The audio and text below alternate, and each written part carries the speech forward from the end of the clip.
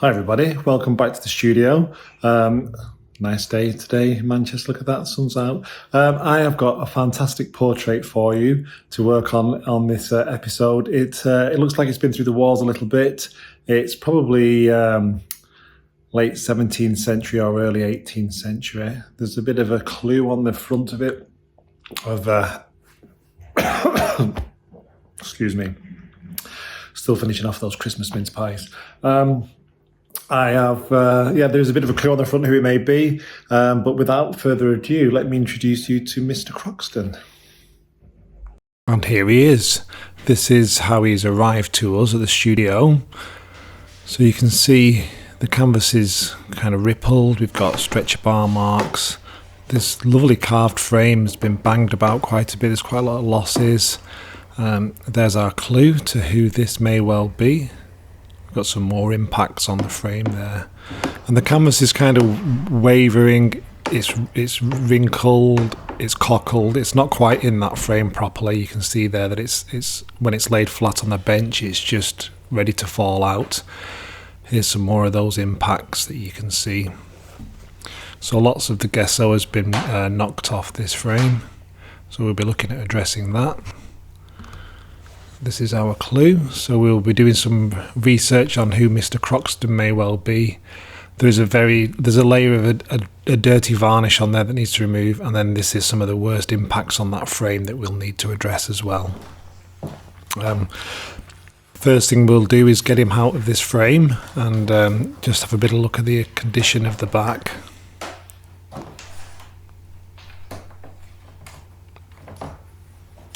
Got some nice bracing on there, and then we can see that the tacking edge of that canvas is really quite loose on that stretcher. And then we've got this, which looks like an extender piece. So this is a strainer rather than a stretcher, so the strainers don't have the keys in to allow us to retension the canvas, but this extension piece has been added at some point, possibly to fit the frame. This doesn't look too old. It might have been on there 30-40 years or maybe a little bit less. There's lots of debris there on the back of the canvas, and then we've got these lovely floorboard nails that are holding it in place. Barely holding it in place, should I say. So you'll find these in many English homes, very like iron nails tacked in there. Just keep your floorboard down. Someone's obviously used them because they thought they looked nice and old. And then he just pops straight out.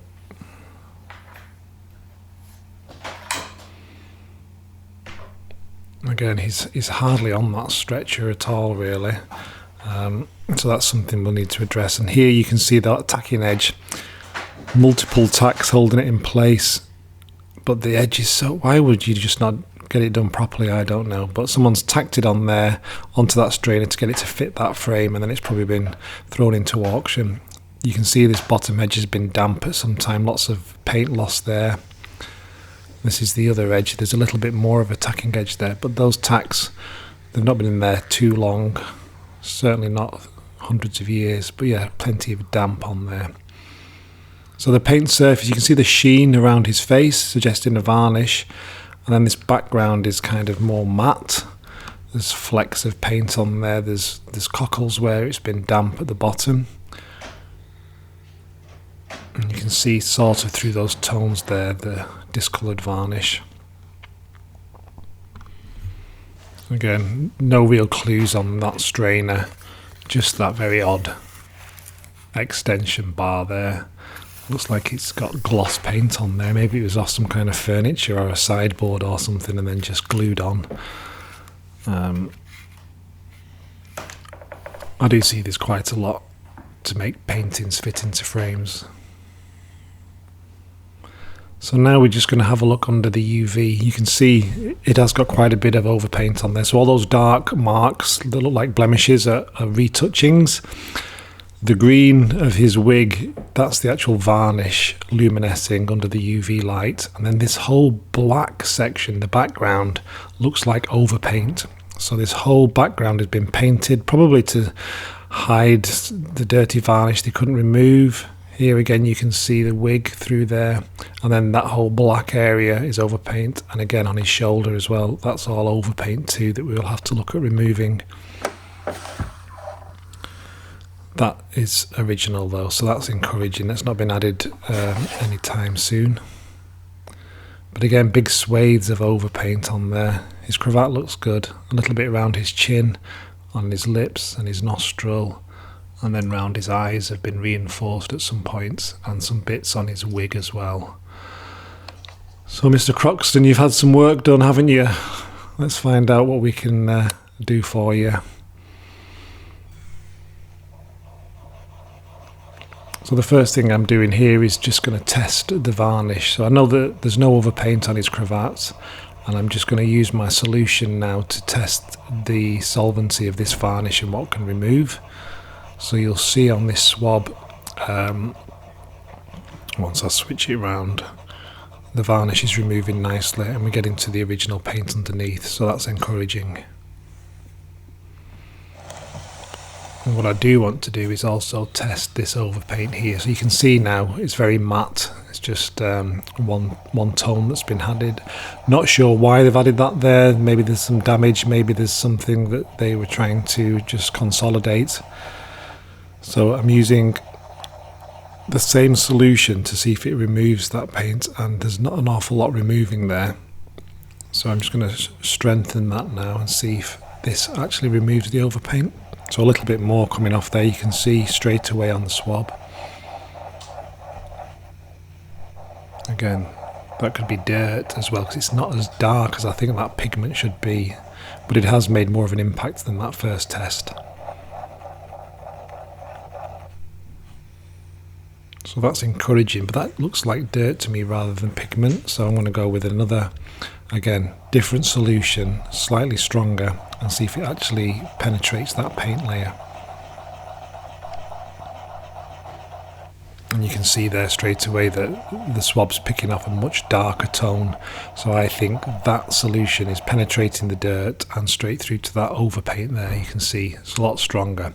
So that'll be the solution I use to tackle the overpaint, and then the first solution is what I'll be using on the varnish. Okay, so we've assessed the canvas condition on the edges, and it's pretty rough. We've looked under UV now, and we can see that there's large sections of overpaint in the background, over his shoulder, and little bits on his face. So on the paint surface is pretty intact really. So I think what we'll be doing now, we'll look to remove it from the stretcher. The paint surface is stable, so we don't need to face him off or anything, or add any lining paper to him. And then we will look at putting him with some humidity and a little bit of heat to flatten him out before we start the next stage, which I think we're going to go with a strip line. We're going to strip line to reinforce those edges, and then we'll have a look what's happening with that stretcher and see if he requires a new one. Okay, guys? So you can see he fits pretty good on the top edge. On this edge here, though, he's only just touching on the rebate. So there's only a little bit of give there. And then the same on this side. So I see this quite a lot when either art dealers or antique dealers or people in the past, to make it fit a frame, they've added an extended piece down. So that's what this is here. This extended this whole canvas to fit into this frame and make it look more authentic. So what I think we will be doing is providing a new stretcher for this and making sure it fits the frame perfectly, because it is a nice frame.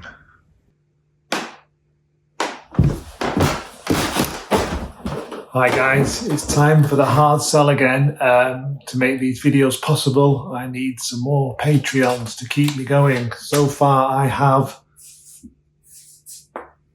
69 paid Patreons, who I really appreciate. Thank you so much. If I get to 100, I will be giving away by random to a paid member one of my wonderful, excellent signed limited edition prints. They're all of different parts of Manchester. I've got about 14 to choose from, so I will draw out when I get to 100 patrons, and one of you will receive that. When I get to 200 paid Patreons, exciting times, we have the amazing apron. Still not got there yet. Here it is, handcrafted in England, high quality cotton twill. 200 patrons, and we will give that away too. So if you head over there now, you will see that I've got some exclusive videos not to be seen on YouTube. I'm putting behind the scenes stuff up there, and questions and answers, a live Q&A that's about an hour long as well. So head over Patreon and support the channel. Right, back to it. Okay, so public service announcement over.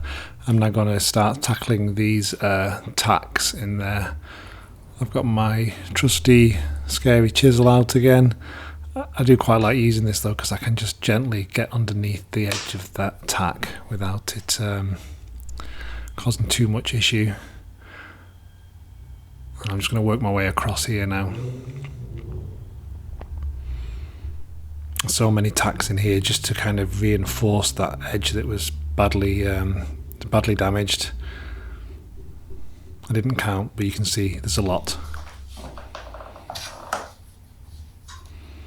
With those off now, I can lay this flat on the bench and then take that strainer out. So I'm just going to make sure, sometimes you might miss a tack or the canvas gets lodged into the stretcher or the strainer, so I'm just going to make sure there's nothing holding on. So you can see there's still, the canvas is probably pushed into one of the holes. Just need to loosen that around the outside.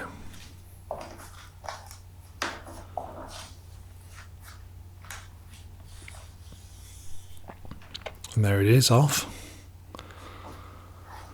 Not really worth saving that, but you can see that extender piece on the right hand side.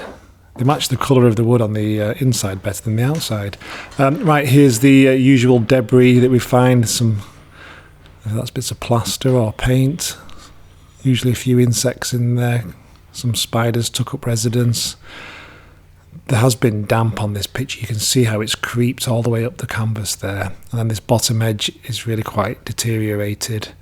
So we're going to have to remove that debris before we can do anything else. So to do that, I'm just going to gently brush out all that debris.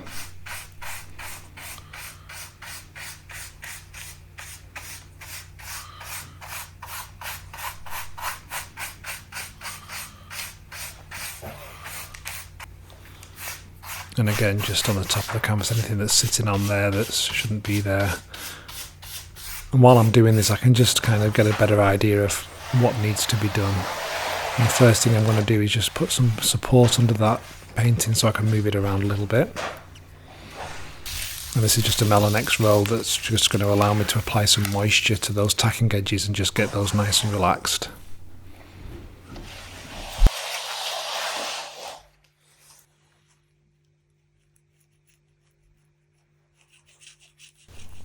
So here I'm just using my cotton cleaning swab with a little bit of warm water, and it's just really to clean those edges and apply a very small amount of moisture just to relax those tacking edges and get them down. But in this section here there seems to have been some glue applied, and I've got some remnants of either the stretcher I've removed or a previous stretcher. So you can see those light coloured areas there. That is wood from the stretcher, so I'm going to have a look at addressing that and see if they will remove. So just again with this moisture, I'm just going to use that to soften any glue or animal glue that's present, and then I'm just going to look at using my scalpel to take those off.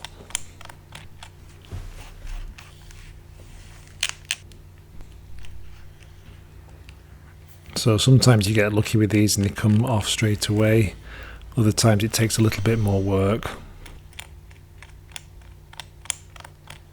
So you can see the fibres that are removing there now. If I don't remove this now, and then when I come to either reline it or strip line it, there's a chance that this could impress itself onto the front of the canvas.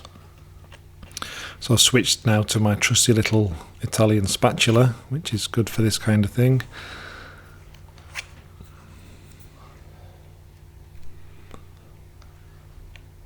You can sharpen these and with a stone just to kind of get them a little bit thinner. So yeah, straight away that came off nicely at the top. It's thin enough just to get underneath and give yourself a little bit of bite.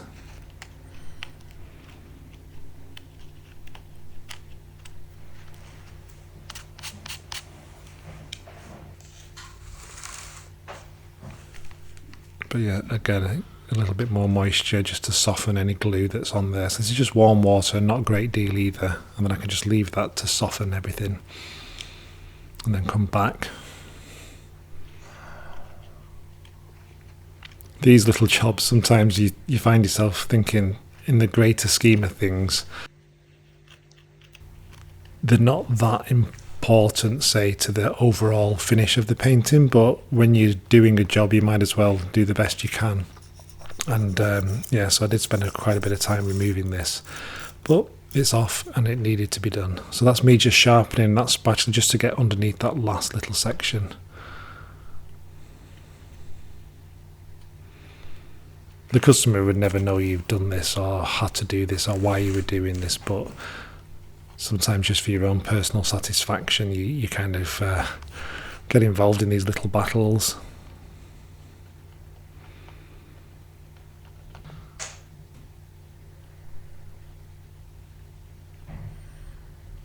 So even just getting that little bit off is satisfying.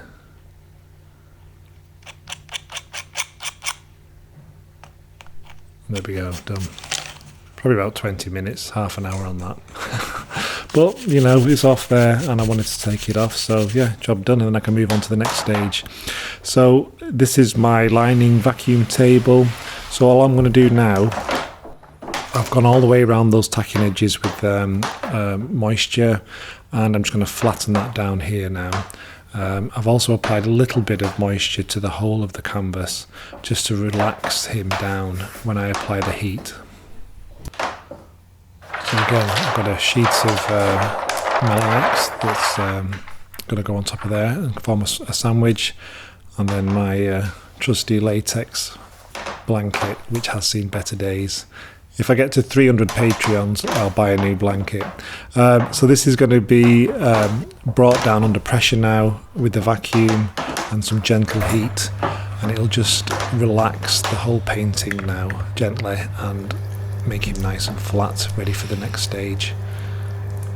So you can see the vacuum is sucking out all the air from the Melanax sandwich, and the latex blanket forms the seal, and then gentle heat will just kind of tidy him all up. So I've been having a little bit of a look at Mr Croxton, and I found a Mr Croxton from Middlewich in the 17th century in Cheshire. So here's an old map of Cheshire. We've got Northwich on the right and Middlewich was on the left. This is Ravenscroft Hall from an etching, and this is what it looks like, and I think it still stands now. So Mr Croxton was a member of Parliament, I believe. I found some information here. Parliamentarian son of George Croxton of Ravenscroft, Northwich. He was colonel in the Parliamentary Army in 1650, militia commissioner for Chester, and he was also in command of Chester Castle when Sir George Booth's rising took place. The rebels entered the town and called upon him to surrender. He is said to have replied that his perfidiousness in him was detestable, so the castle which he kept for the Parliament of England was disputable, and they would fight him for it. He held out for about 3 weeks, and then he was relieved by John Lambert shortly after the Battle of Northwich. And then there was a few more skirmishes and the rebels retired to Chirk Castle. Now whether this is Thomas Croxton, I'm not sure. I'll have to do a bit more digging. He has got that official kind of chain of office across his chest, so he could well be. But like I say, we'll do a little bit more digging and see if we can find out exactly who our Mr Croxton is. So you can see here now off the table, he is nice and flat now. He's responded well to that treatment. The tacking edges have all relaxed and flattened out nicely, and a lot of that cockling has gone now. You can see that overpaint in the background is very dark, but then you can see the warmness in the varnish. So when I start cleaning, we will be able to see some of those colours come through as soon as that overpaint's been removed. Yeah, he's looking good.